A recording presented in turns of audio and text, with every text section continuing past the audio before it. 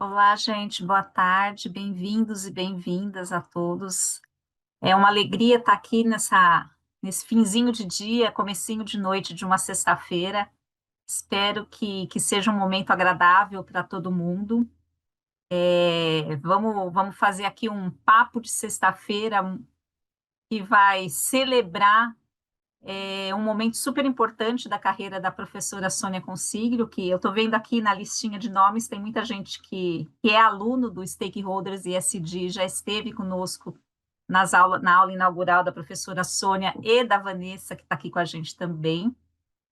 Então, a gente vai celebrar o lançamento deste livro, que é o hashtag Vivi para Ver 2, com um bate-papo super especial para falar sobre perspectivas de ESG com a Sônia e com a professora Vanessa. Quero dar boas-vindas às duas também, dizer que a gente é muito feliz por tê-las conosco, é uma grande honra de contar com a companhia de vocês desde a concepção desse curso lá no início, desde a primeira turma e agora já mirando a 18ª turma. E é isso, eu não vou me prolongar aqui porque vocês não vieram aqui para me ouvir. Eu acho que todos vamos ter aqui um momento muito agradável de aprendizado aí com vocês. Bom, eu vou primeiro deixar a Vanessa, querida. Você vai. Bom, pessoal, boa tarde aí, finalzinho de dia aí de sexta-feira ali, é um prazer aí trabalhar com vocês nesse programa aí que eu admiro aí, que eu tô desde o começo com vocês, e a honra maior aqui nesse papo de sexta com a Sônia, né, principalmente para a gente celebrar e para a gente conversar um pouco sobre tudo que ela sentiu, viveu e transmitiu aí em conhecimento e compartilhou generosamente com a gente aí por meio dos artigos aí na coluna dela do Valor do blog do Valor, né?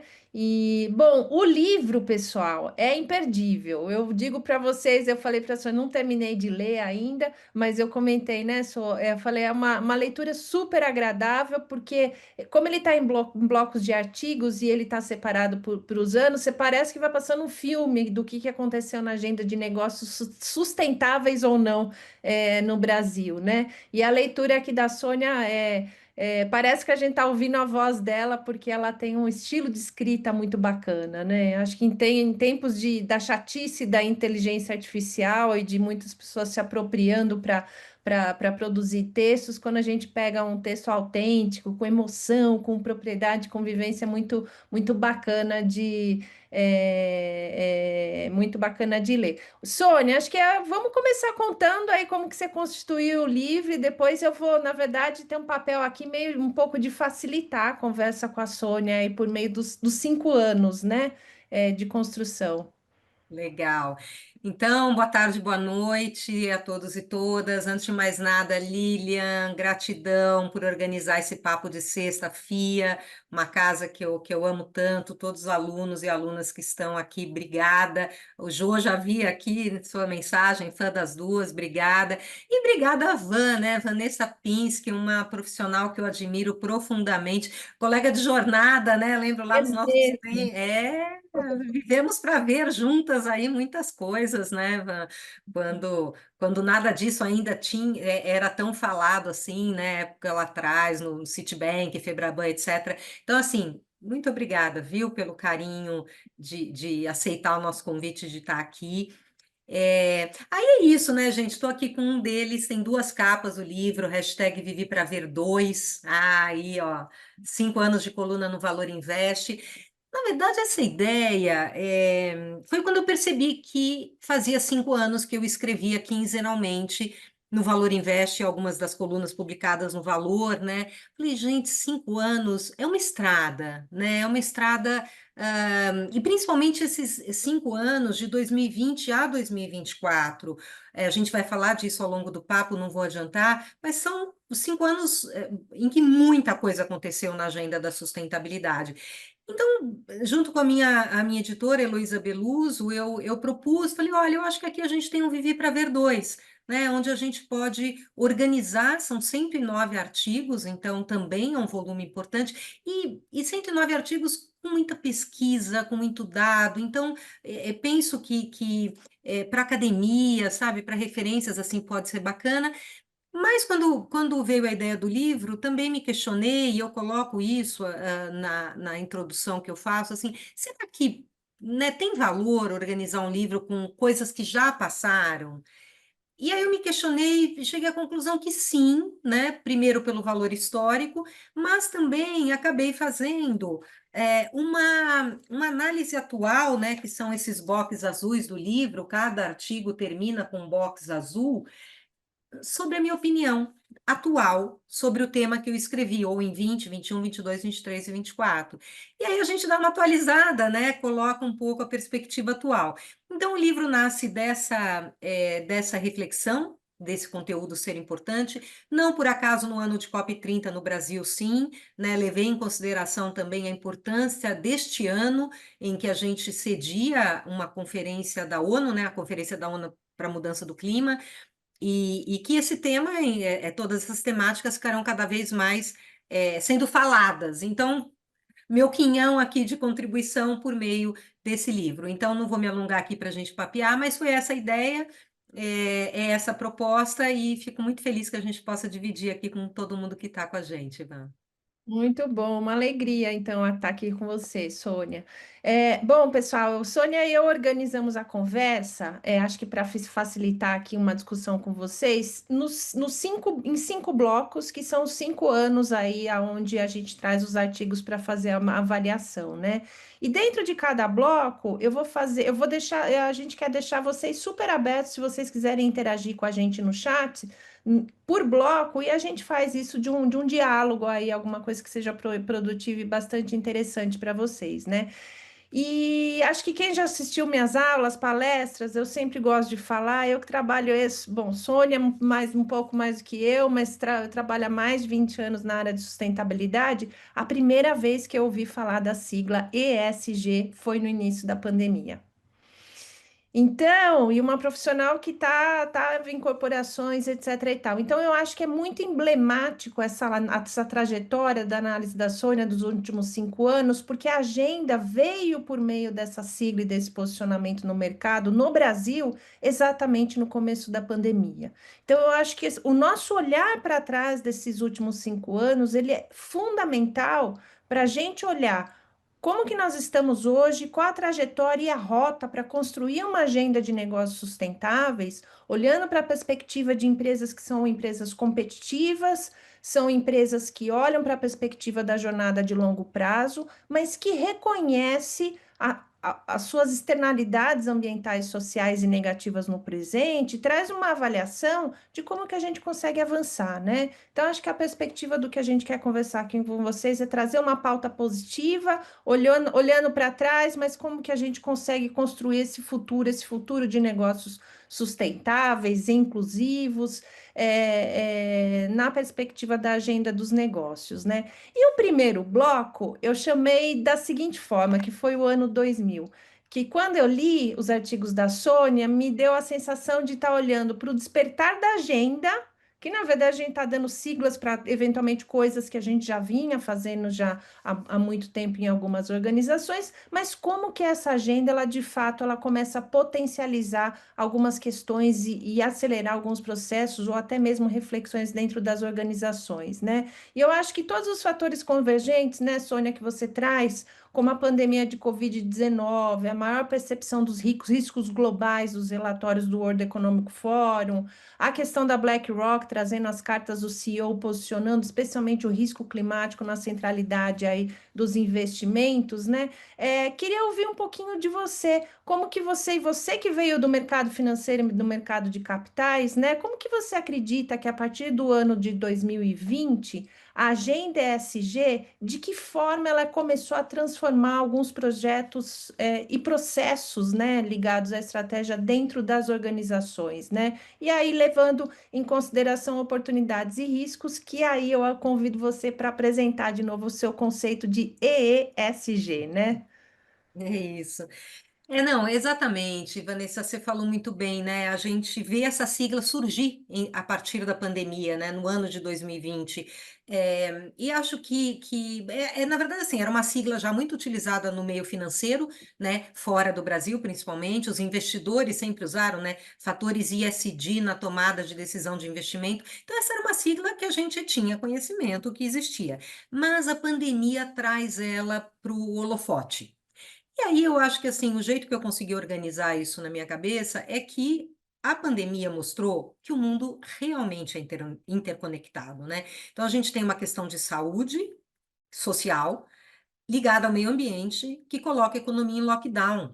Então, ali foi uma vivência profunda de como tudo isso está interligado, né? Que era o que a gente vinha falando há tanto tempo, quem já trabalha nessa área, sobre todas essas questões. Mas a pandemia traz essa vivência e traz a questão do risco se materializando, né? O risco de não olhar para determinadas questões ficou muito claro na pandemia. Então, a gente tem aí não por acaso, como você bem colocou, e os artigos trazem isso, os artigos de 2020, a gente tem um movimento fortíssimo de BlackRock, né, dizendo que sustentabilidade se tornaria o padrão de desenvolvimento, de padrão de investimento da casa. A gente tem Davos com Great Reset também, falando da redefinição do modelo. E a gente tem movimentos de diversidade também nesse caminho, principalmente George Floyd, né? Então, assim, são movimentos que acabam acontecendo assim, com uma violência de ritmo que explode, né? E explode, a gente vai falar disso, isso vai ser bacana, né? Que vai caminhando nos anos, também com certo excesso, um certo exagero que a gente só vai perceber depois lá para 2020, 21, 22, né?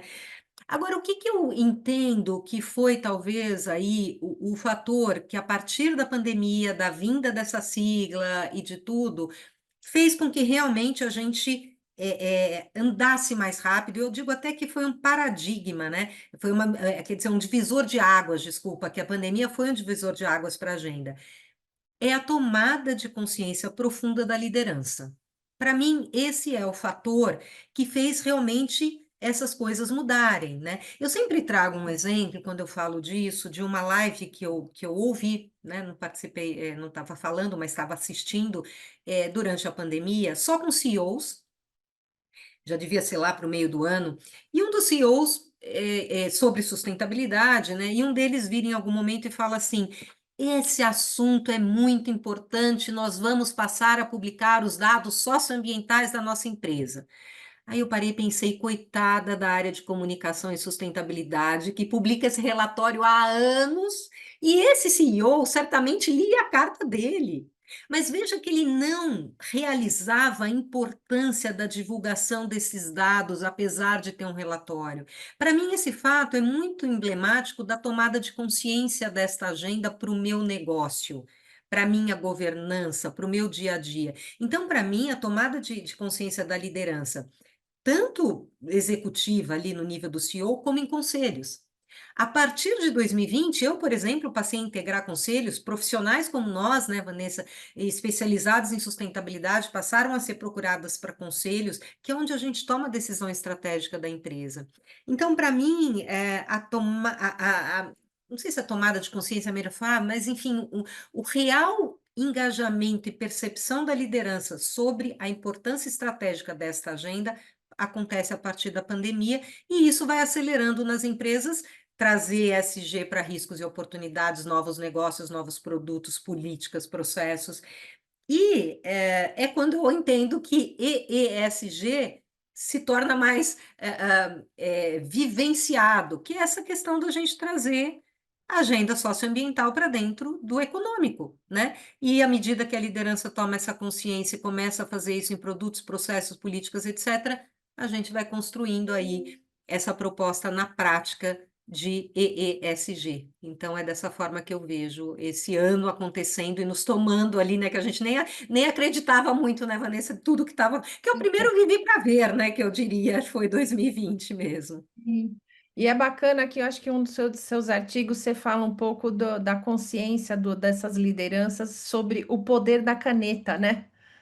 O poder Exato. da caneta da tomada de decisão, né? Então, eu acho que, de fato, acho que todos esses fatores convergentes do que aconteceu junto com a pandemia, não só a pandemia, eles acabaram aí direcionando uma maior consciência e talvez uma percepção de maior responsabilização, que é diferente do tal do accountability na perspectiva da governança, e de questões de compliance, né, Sônia?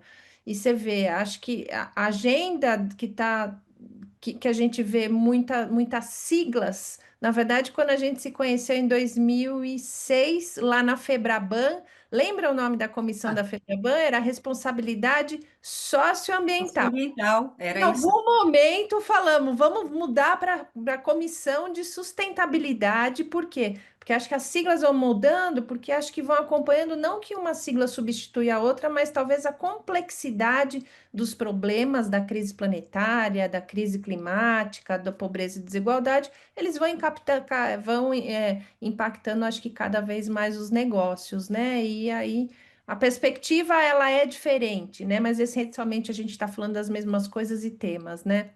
Eu acho que demonstra a evolução do entendimento e da prática disso. Era isso mesmo, era responsabilidade socioambiental. Quando eu fui para o Itaú, que foi na mesma época, criar a área, criamos com esse nome, responsabilidade socioambiental.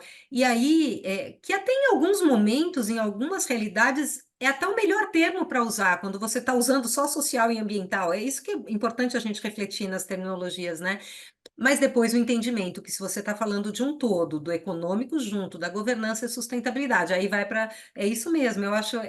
O fascinante disso é a gente perceber que no final as terminologias vão expressando a realidade do momento. Até o dia que não haveremos de usar mais siglas, né? Porque essas Eu questões vão estar gostei. incorporadas. Exato, exato.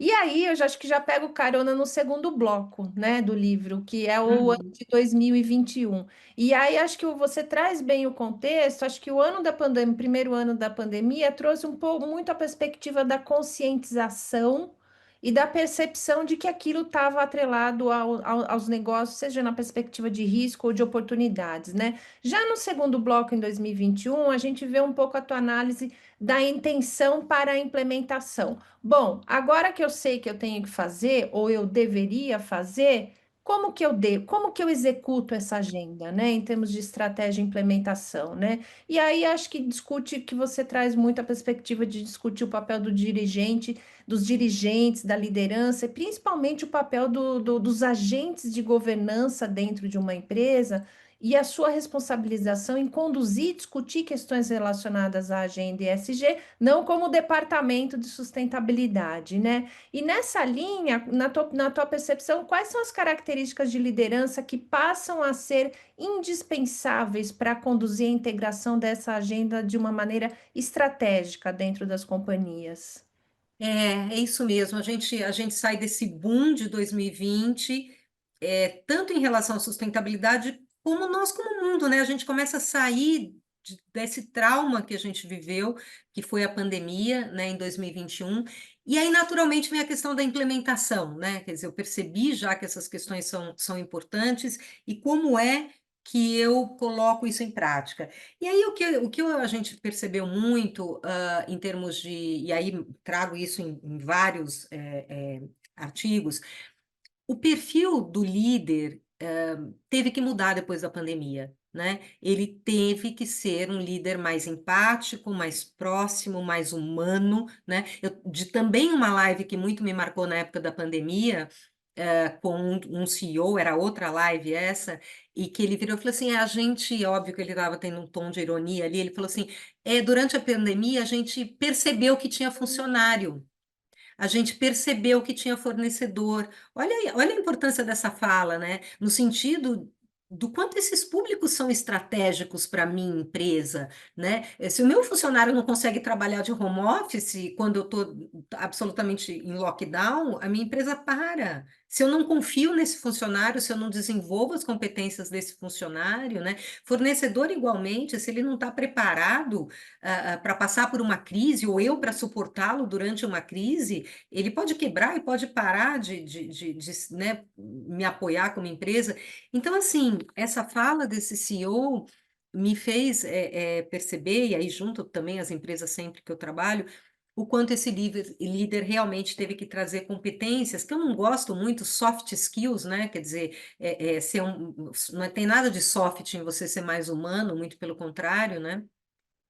Tanto que um dos artigos que eu escrevo, eu estou olhando às vezes para baixo, porque eu estou olhando aqui para o livro, é a questão da intuição, a importância de respeitar a intuição, que às vezes é visto como coisa de mulher, mas na verdade é do homem, né? É do ser humano, é de todos nós. Então, eu penso que a principal, o que o líder teve que trazer mais é este lado mais humano, até para poder ter a percepção de como trazer questões sociais, ambientais e de governança para a sua estratégia. Porque não é matemático, né? O que a gente está falando aqui não é matemático, risco climático não é matemático, né? Eu me basear num relatório do IPCC, por exemplo, para fazer uma conexão com o meu setor de atuação e como que eu posso mudar ou não estratégias de produção, de entrega, isso não é matemático em uma certa medida quando você vai implementar, mas a tomada de decisão ela tem que considerar outros aspectos. Então, penso isso, eu acho que esse líder, ele passou. E, é claro, foi um líder também, e isso é bastante relevante, né? Quando você toma consciência de alguma coisa e que ela é importante, você conseguiu abrir a escuta, você está sensível, só que aí você precisa se capacitar. Você precisa entender de fato do que se trata. E aí a gente começa a falar muito mais de letramento, né? Letramento nessa agenda, para o líder poder entender a complexidade de tudo isso a fim de poder liderar o seu time, trazer para um planejamento estratégico.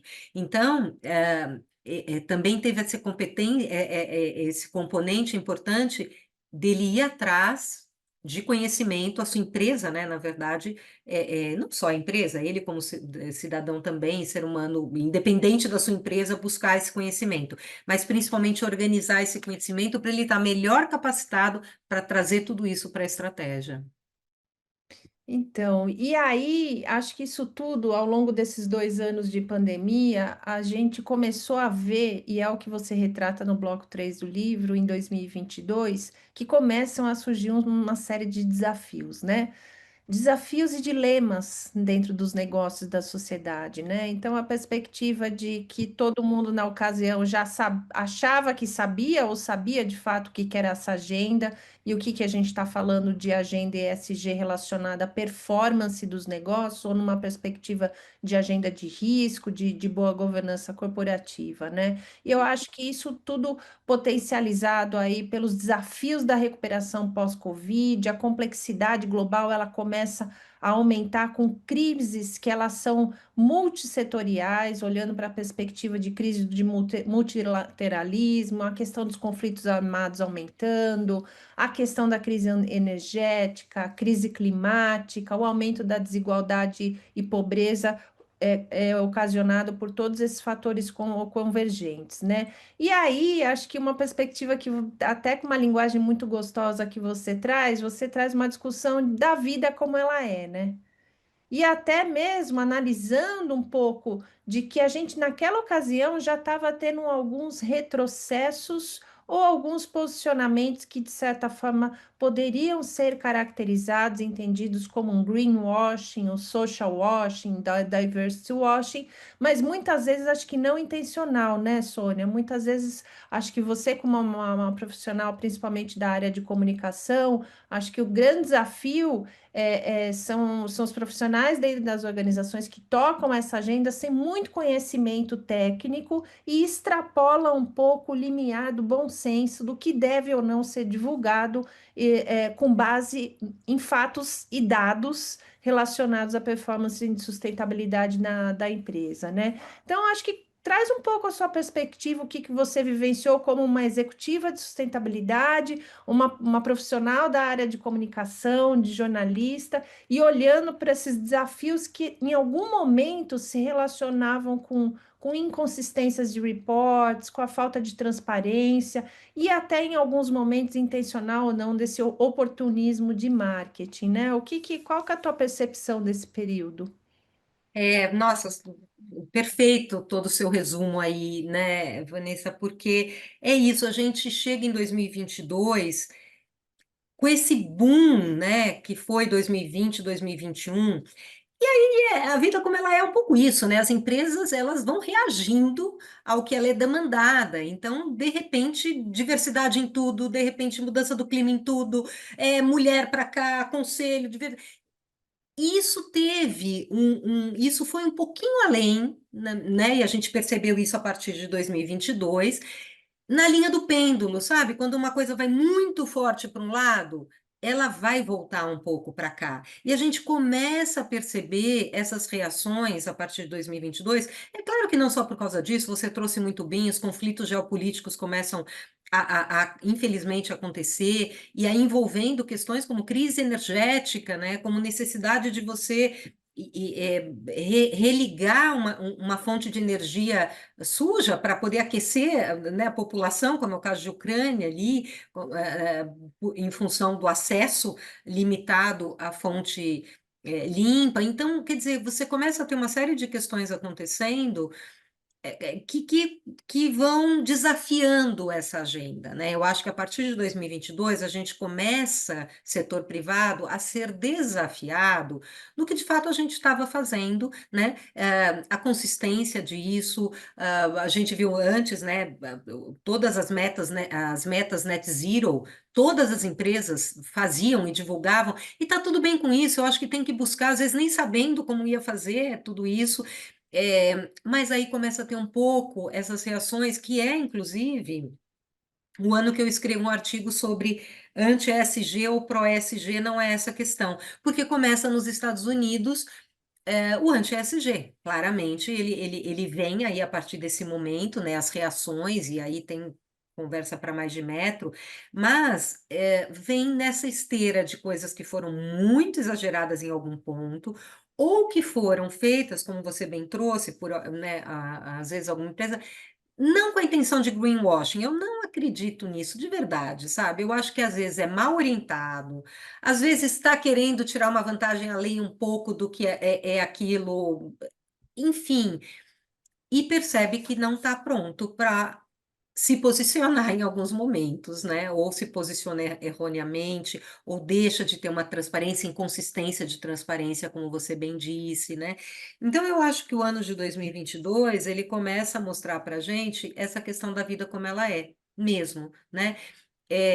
A gente nunca vai andar em linha reta e no mesmo ritmo o tempo todo. A gente sabe disso, a gente está nessa área há décadas, né? Já vimos avanços, já vimos retrocessos, já vimos dúvidas, já vimos dilemas, e esse ano ele traz essa questão, que é o que a gente vive, vamos falar um pouco mais para frente, em alguma medida até os dias de hoje, né? Agora, o que eu acho que é bacana, importante nisso, é que acaba sendo o teste da realidade e o teste da consistência.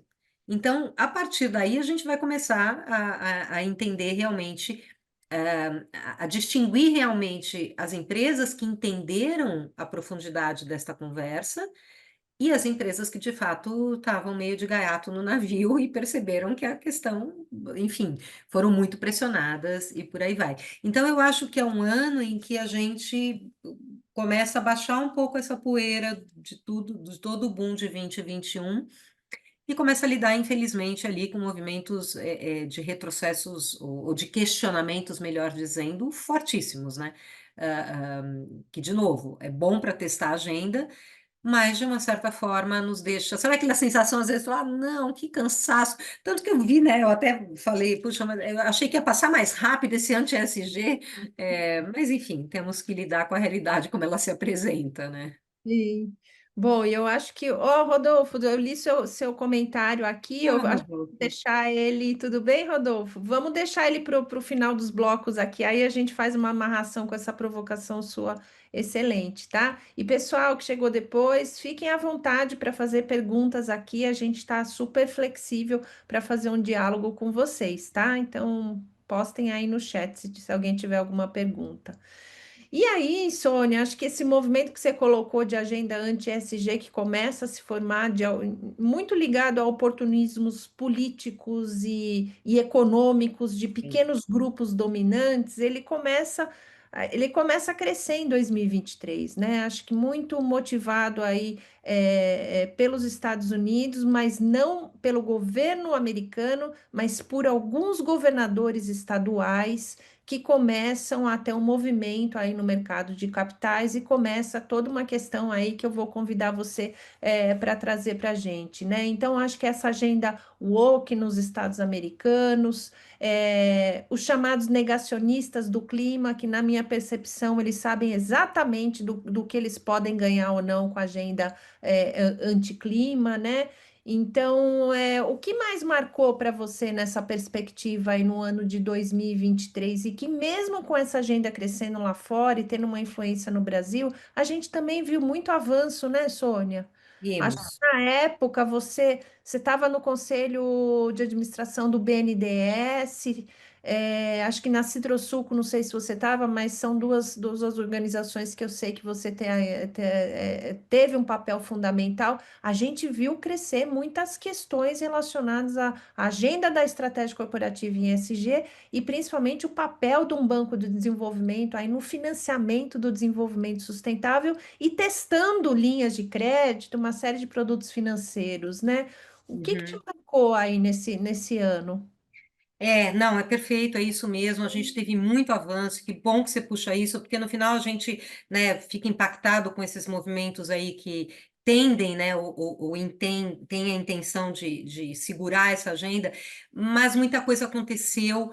Sim, eu tive no conselho do BNDES, né, de 2020 a 22, na virada de governo ali, renunciei e saí. Sigo o CBA, Citrosuco, 20 Partners, Eco Rodovias.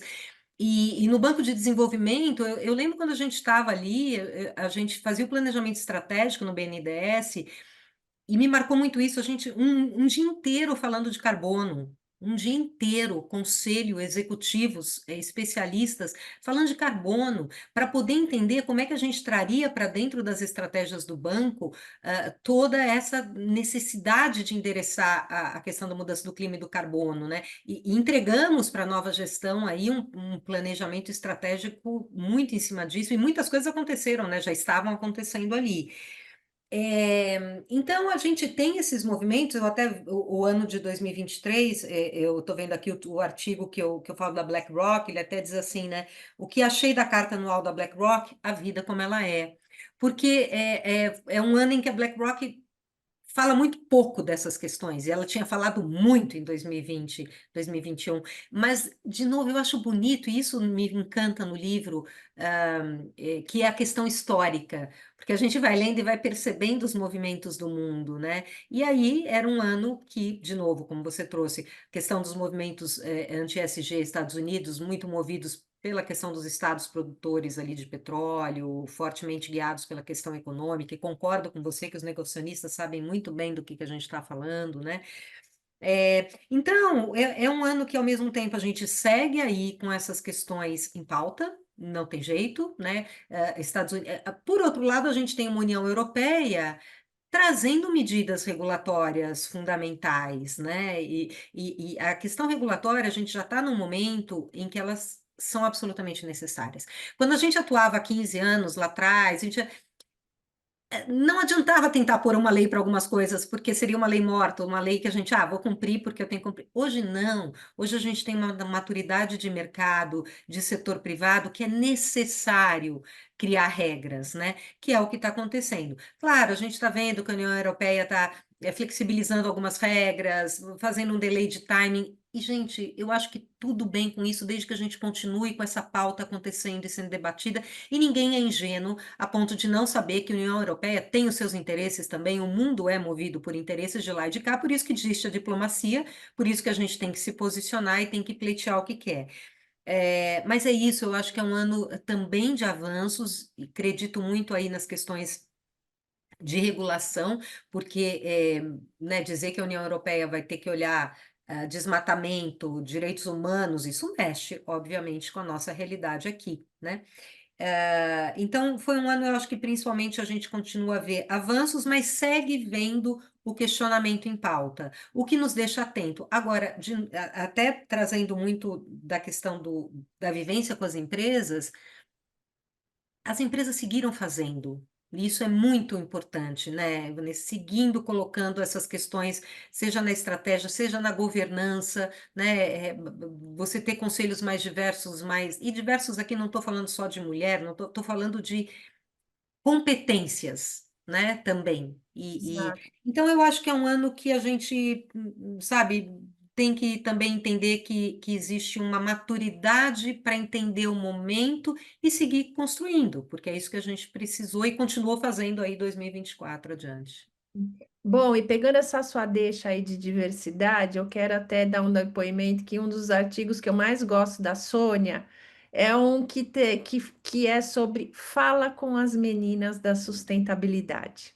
Quem não viveu isso que trabalha há tantos anos, né? Ah, fala lá com elas da sustentabilidade. E acho que foi um dos artigos que me marcou bastante. Eu acho que você teve uma boa repercussão nas redes também, impressionante como houve um engajamento e interações aí com pessoas diversas, não somente com profissionais de sustentabilidade, mas como você me contou aí, com profissionais da área de comunicação, né? E eu acho que você traz de uma maneira muito elegante nesse artigo, é uma discussão muito necessária sobre a questão de mulheres nos negócios, né? Conta pra gente um pouco sobre isso, e o que você também trocou e aprendeu aí com essa provocação que você fez pra gente aí sobre as meninas da sustentabilidade. Nossa, esse artigo ele repercutiu tanto, e eu acho que quando repercute é porque tem algo latente precisando ser falado e tratado, né?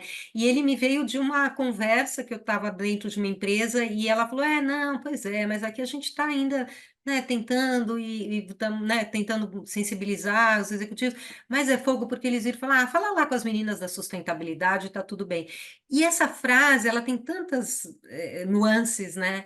Primeiro, a questão de que não é só mulher que trabalha em sustentabilidade, e eu trago isso no artigo.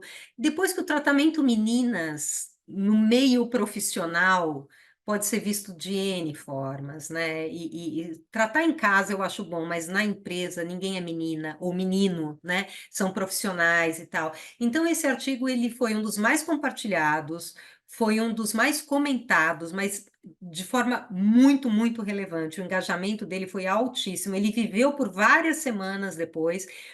E os depoimentos eram esses. Puxa, eu me sinto exatamente assim. E outras profissões, né? Meninas da comunicação também, várias comentaram. Falaram, não é só com a sustentabilidade, não. Também vivem chamando a gente de menina, né? Assim, viés inconsciente, né? Não acho que ninguém faz isso por mal, chama dessa forma por mal. Eu mesmo comecei a me policiar, porque às vezes você vai escrever e-mail, você está com 5 mulheres, você fala, "Ai, como é que eu vou chamar? Oi, meninas, tudo bem? Tudo bem, mas talvez não, né? Então foi para mim também uma reflexão pessoal, Importante, própria. necessária, né, Sônia? E Oi? uma reflexão necessária, né? Necessário. Eu acho que a gente tem que olhar para essas coisas porque é aquela frase que tudo comunica, né? Tudo Sim. comunica. Tudo que você fala tem uma comunicação por trás disso. E se a gente for ver, é muito raro falar, fala com os meninos, até pode ser os meninos da TI, às vezes até lembrando aqui, puxando pela memória, mas é muito menos frequente do que as meninas da sustentabilidade. E foi interessante porque depois eu encontrei, né, ao longo do tempo, profissionais, amigos meus da área, falou, Sônia, nunca mais chamei ninguém de meninas da sustentabilidade. Eu falei, que bom, né? Porque buscou um outro tratamento. É isso, é letramento. Ó, a Mônica. Oi, Mônica, queridíssima. Ó, o depoimento dela. Eu também amei esse artigo, Sônia. Me identifiquei totalmente, mas também reconheço que o cenário melhorou muito nos últimos anos, talvez reflexo do movimento ESG pós-pandemia. É Acho que sim, verdade. né? Que se conecta com o que você falou. Acho que a gente está falando de mais humanização no ambiente corporativo, não? É isso, e eu acho que assim, se tem uma coisa, heresia falar de lado bom da pandemia, mas a pandemia ajudou a tirar tantas máscaras, já que falando de máscaras, não só da máscaras, né? As pessoas tinham muito mais, tinham que parecer muito mais no ambiente profissional, e acho que elas puderam, depois da pandemia, mais respeito à individualidade, né? A forma como elas se portam, se colocam. Ah, obrigada, Mônica, que bom que você gostou também, viu? E eu aproveito e trago outra questão aqui da Renata Ribeiro, ó, seguinte, do ponto de vista reputacional, quando a agenda anti-ESG se dissipar, como vocês acham que as empresas que aderiram ao movimento serão encaradas ou impactadas pela sociedade? Pois é, Renata, eu acho o seguinte, esse movimento anti-ESG, ele é diluído, né? Ele não é uma coisa, não vai em bloco, né? Por exemplo, diversidade, né? Algumas empresas, vou fechar o departamento, mas vou continuar fazendo as práticas, o que eu acho que é o mais relevante é fazer as práticas, independente da estrutura, né? Então, o que eu penso é o seguinte, o reputacional, ele vem na esteira do business.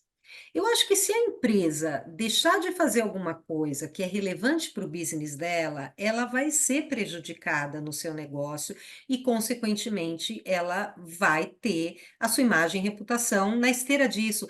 Eu não sei se eu estou sendo clara, eu não acho que vai ser uma coisa assim, abandonei a agenda e agora voltei para a agenda. Eu não acho que é isso. Eu acho que são práticas que você adota, deixa de adotar, por exemplo, o movimento, né, toda a questão de metas net zero tem que ter meta de descarbonização. Talvez não tenha sido no modelo em que se anunciou ali, né, logo que teve o boom, mas tem que ter um trabalho de meta de descarbonização. O investidor cobra isso, a regulação vai cobrar isso. Então, a empresa que, sei lá, pegando onda nesse anti-ESG, tirou o pé da agenda, de descarbonização, isso vai impactá-la brevemente e ela não vai ser vista como uma empresa tão séria e tão responsável do ponto de vista corporativo.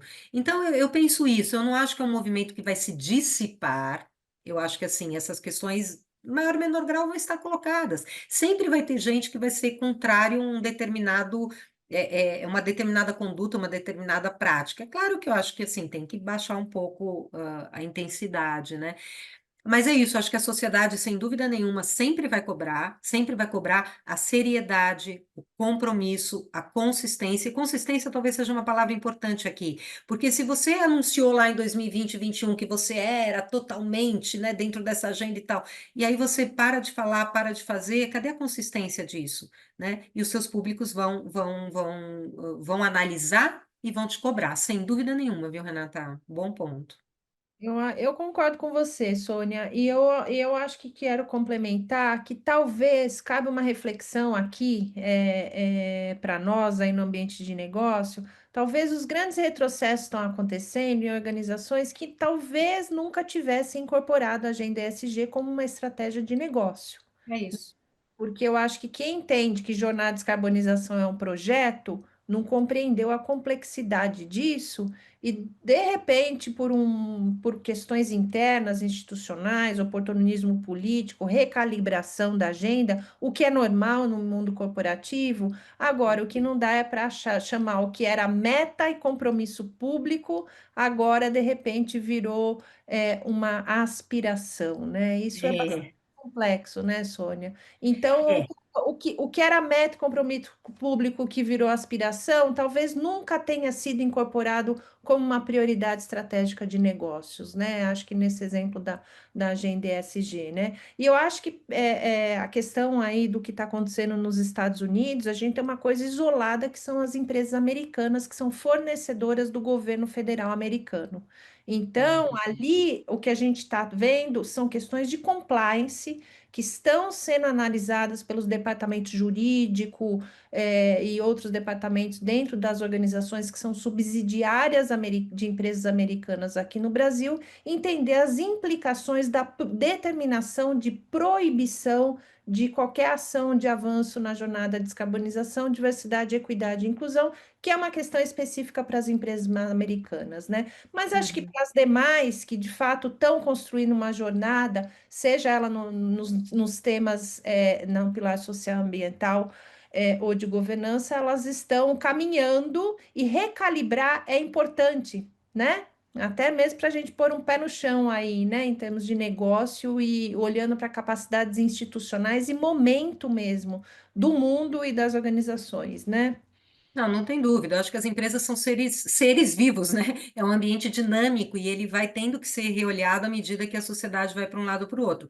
Mas eu digo assim, as empresas com as quais eu trabalho, vida que segue É na isso aí. mesma lógica, porque está na estratégia, né? Estratégia você não muda do dia para a noite, né? Exato, Sônia, as empresas que eu trabalho também.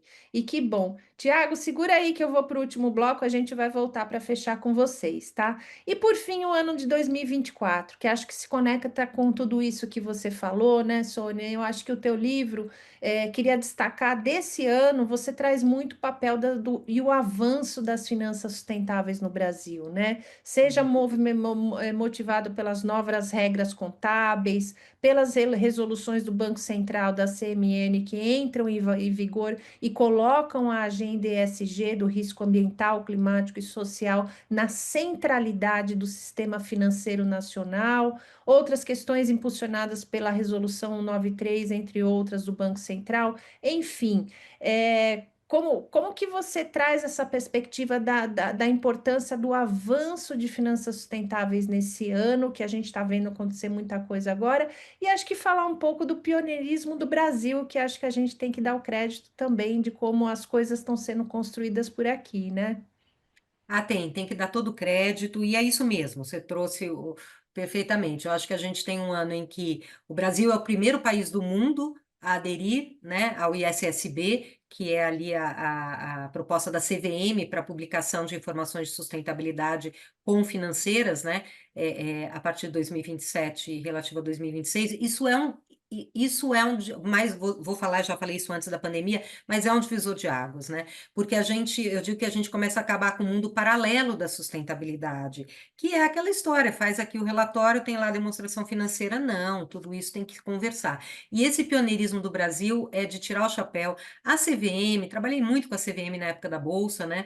Eles têm um plano de finanças sustentáveis que, se eu ainda fosse executiva, eu ponho embaixo do braço e ia copiar, sabe? Porque são iniciativas em diferentes níveis e abordagens e públicos maravilhosas, maravilhosas. É o Plano de Finanças Sustentáveis da CVM, do qual a adesão ao ISSB faz parte. É uma das propostas deles ali, né? E eles vão prestando contas desse plano. E a gente tem também, né, a aprovação do mercado de carbono regulado no Brasil, finalmente, né? A gente tinha uma expectativa para a COP anterior, acabou acontecendo no final do ano passado. Tem uma jornada grande pela frente, a gente sabe, até 2030 a implementação, mas aprovamos, né? Então eu penso que esses movimentos, eles vão trazendo a pujança disso tudo, né? Trazendo efetivamente para o mercado e para o funcionamento as usual, que é isso que a gente precisa fazer, né? Trazer as questões para o movimento as usual aí. Então, não tenho a mínima dúvida, eu acho que é um ano que acaba sendo marcado muito por isso, né? Muito por essas questões de regulação. E o Brasil, é claro, já tinha no radar a realização da COP30 no ano seguinte. A gente sabe disso. O Brasil sabia que seria o anfitrião da COP30, e o que é muito bom, o que é muito importante para nós. Acho que estamos todos aí vivendo, e agora, segundo semestre, isso pega fogo, né, no bom sentido. Então é isso, eu acho que é um ano que a gente ainda continua lidando, e isso, por ser um flagelo humanitário, com todos os conflitos geopolíticos, né, de uma forma impressionante. Tanto que, quando eu escrevi os artigos, nos boxes azuis, né, dos comentários atuais, eu sempre ponho isso. Espero que, quando o livro for publicado, o conflito Ucrânia-Rússia tenha terminado, na faixa de Gaza, porque eles determinam muita coisa, né? Primeiro, claro, é um flagelo humanitário. Além disso, determina relações globais, competitividade, comércio. E aí, não tem a mínima dúvida também, estamos lidando aí com o novo governo Trump. Então, é isso, mas temos que destacar, sim, Vanessa, o pioneirismo do Brasil e a seriedade com que, claro, a gente precisa encarar tudo isso, né?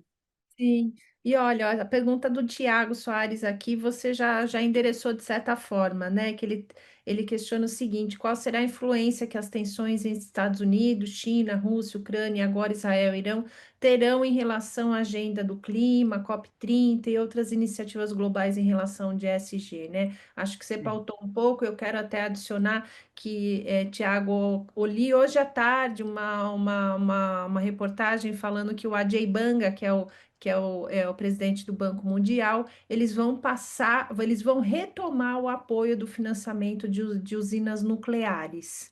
isso é reflexo de uma crise energética global que está sendo impulsionada já há alguns anos aí pelo conflito aí com relação à Rússia e Ucrânia, né? Então, acho que essa questão da segurança energética é uma que vai ter uma reorganização global e que a gente vai precisar de muita governança para como lidar com esses projetos, que eles são projetos que não têm um apoio popular, porque foram projetos de extremos risco, Fukushima, entre outros problemas aí, mas que é uma energia que não gera emissões de gases causadores do efeito estufa, né?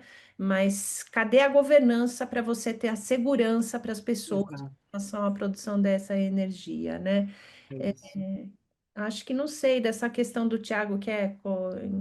Não, eu acho que é isso mesmo, né, Tiago? Eu acho que todos esses conflitos eles impactam, de novo, na questão social pelas pessoas, nas migrações, quando a gente vê as migrações involuntárias, que é um dos principais riscos, segundo Davos, né, Fórum Econômico Mundial, todos esses conflitos que acabam acontecendo, pessoas que têm que migrar, lugares que não estão preparados, não querem receber as pessoas, as questões das crises energéticas. Então, infelizmente, assim, impacta bastante a agenda do clima, impacta a COP30 num momento. Acho que, na verdade, acho que todo momento vai ser um momento desafiador. Se a gente parar para pensar, acho que todo ano a gente fala, vai se tenta desafio. Mas você sabe que eu tenho uma frase que eu também realizei para mim esse ano, que é assim: trabalhar nessa área nunca foi fácil, mas sempre foi possível. É isso aí. É isso, a gente vai ter que encarar, até porque a realidade se impõe e a gente não pode não continuar avançando. Vai talvez não ser tão rápido, mas a gente tem que lidar e seguir, né? É isso aí. E vamos juntas e juntos em mutirão, não É é? isso, mutirão. E aí, eu acho que já quero trazer as questões aqui da agenda futura, né? E aproveitando aí para a gente amarrar o webinar, o Rodolfo que nos provoca aqui, o que podemos esperar da agenda nos próximos 5 anos, né? E a Liz, ela também tem uma mesma perspectiva, questionando como vocês enxergam as parcerias internacionais no cenário nos próximos 5 anos, pensando em projetos de sustentabilidade, especialmente olhando para Brasil e Europa. Muito bom, muito bom. Eu vou primeiro falar da Liz, depois eu falo um pouco do que eu imagino, né, que a gente vai viver aí. Ô Liz, eu entendo que as parcerias tendem a se intensificar, sabe? Porque, de novo, os desafios são mundiais, a gente precisa encontrar caminhos juntos. União Europeia colocando muita regra, né, colocando muita regra. E eu acho que a gente tende a ter mais caminhos compartilhados. O Brasil faz bastante isso, a gente, né, em nível nacional, a gente trabalha muito em parceria. Isso não é tão comum lá fora. Isso acho que é um dos nossos diferenciais, talvez pela nossa cultura, não sei. Mas eu costumo dizer, né, aqui no Brasil é fácil a gente fazer um evento que tem PRI, GRI, Pacto Global, CBED. A gente não vê esses movimentos tão coletivos, não estou dizendo que é certo ou que é errado lá fora, mas a gente tem isso aqui. Então, eu acho que, assim, os desafios cada vez mais, eles se colocam como urgentes e prementes, e as parcerias acabam fazendo avançar mais rápido. Então, eu acredito que a gente deva ter mais, espero que tenhamos, né?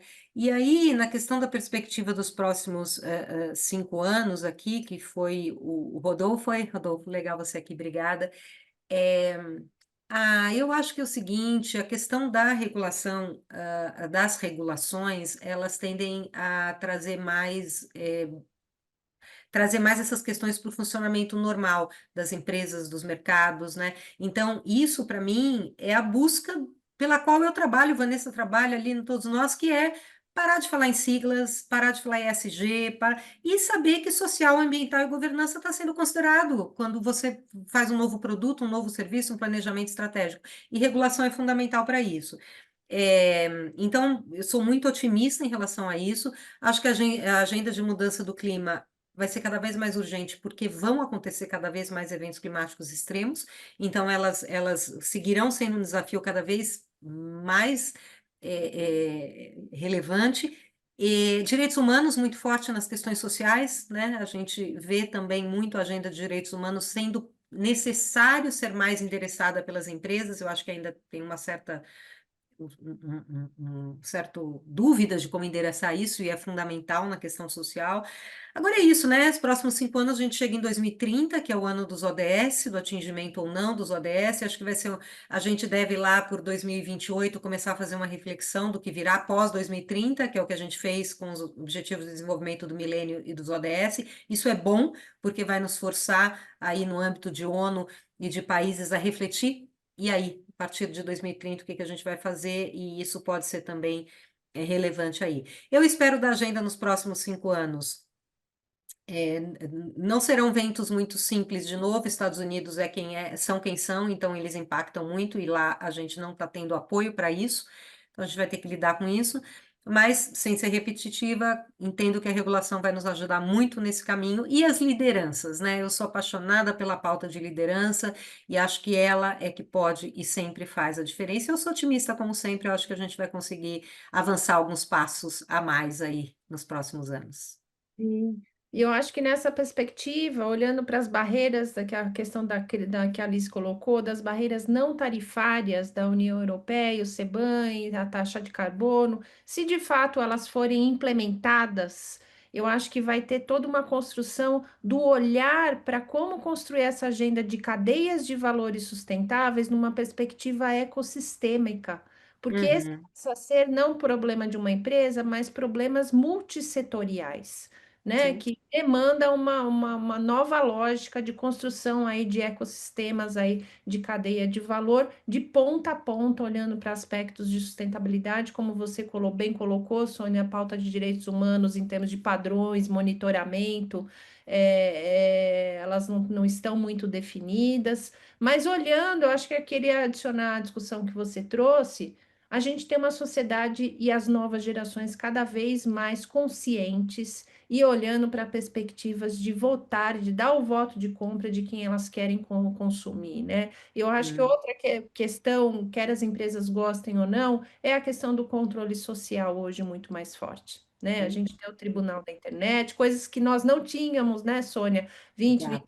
25 anos atrás, e hoje a gente tem. Então, todos nós estamos empoderados para criticar, para viralizar, para cobrar, para boicotar a maneira como as empresas conduzem negócios, né? Então, vamos fazer negócio da maneira correta, porque é correto, precificar as externalidades ambientais e sociais negativas no modelo de negócio, porque aqui não é sobre uma agenda de abrir mão de retorno de investimento, muito pelo contrário, é ganhar dinheiro fazendo a lógica numa perspectiva de negócios sustentáveis, olhando para a conservação ambiental e perspectivas de direitos humanos e da saúde, né? Que dia 30 temos um encontro muito especial. Ah, é, pessoal, para a gente se ver presencialmente, finalmente. Anotem. Então, dia 30 a gente vai ter um painel especial lá na FIA, né? A gente vai, além de celebrar esse marco de 5 anos de coluna do Valor Invest da Sônia, a gente vai ter um painel com a presença da professora Vanessa, com a professora Vânia Borghetti, vamos estar também com Cacá Takahashi, vamos estar com a Nayara Bertão do Valor. Ó, tá aparecendo aqui uma imagenzinha com a gente, com o QR Code para as inscrições. Para quem não é de São Paulo, vai ter também a transmissão simultânea. Então, esse evento ele vai ser dividido em duas partes, né? A primeira parte a gente vai fazer um painel, e esse painel cheio de estrelas, um painel estrelado, que é esse que a gente está vendo aqui com a Sônia, a Vanessa, a Vânia e o Cacá. A gente vai falar sobre maturidade, tensões e transformações da agenda ESG. Essa parte vai ter uma transmissão simultânea, e aí depois a gente parte para um segundo momento, que é para quem vai estar presencial com a gente, que é a noite de autógrafos do livro Hashtag Viver para Ver 2, para quem quiser participar. E vai ter também um momento ali de networking, com um coquetelzinho rolando. Acho que vai ser bem bacana para a gente encontrar pessoalmente tanta gente querida e tanta gente do bem aí. Não é isso, gente? É isso. Excelente. Vamos nos encontrar pessoalmente. Não, olha, só agradecer, Fia, imensamente o carinho, Lilian, você sempre apoiando. Vanessa, querida, muito, muito, muito obrigada. E é isso, a gente, dia 30 tem mais uma oportunidade aí para discutir, ampliar essa discussão. A gente, né, fez aqui um aperitivo de altíssimo nível e aí a gente vai ampliar isso. Então, se vocês, obrigada a todo mundo aqui, Tiago, Rodolfo, Flávia também deu um obrigada aqui, viu? Você falou do livro e tudo. E aí, dia 30 a gente espera vocês, né? A gente pode conversar um pouquinho mais. Então vem para São Paulo, aproveita, acho que é numa segunda, né? Tá bom. Sônia, foi um prazer e uma honra, viu? É uma alegria, viu? Te acompanhar aí na jornada, desde de tanto tempo que a gente se conheceu, mas vendo você brilhando aí e influenciando de uma maneira diferente agora os negócios, né? E Li, um prazer trabalhar com vocês, agradeço a oportunidade, saio com o coração quentinho nessa sexta-feira fria.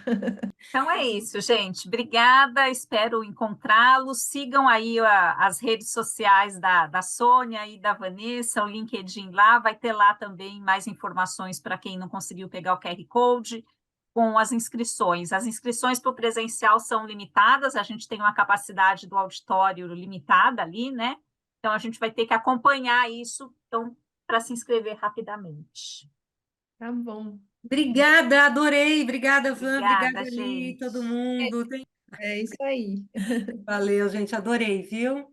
Também adorei, pessoal. Um grande Obrigada. abraço a todos. Fiquem bem. Tchau. Tchau, tchau.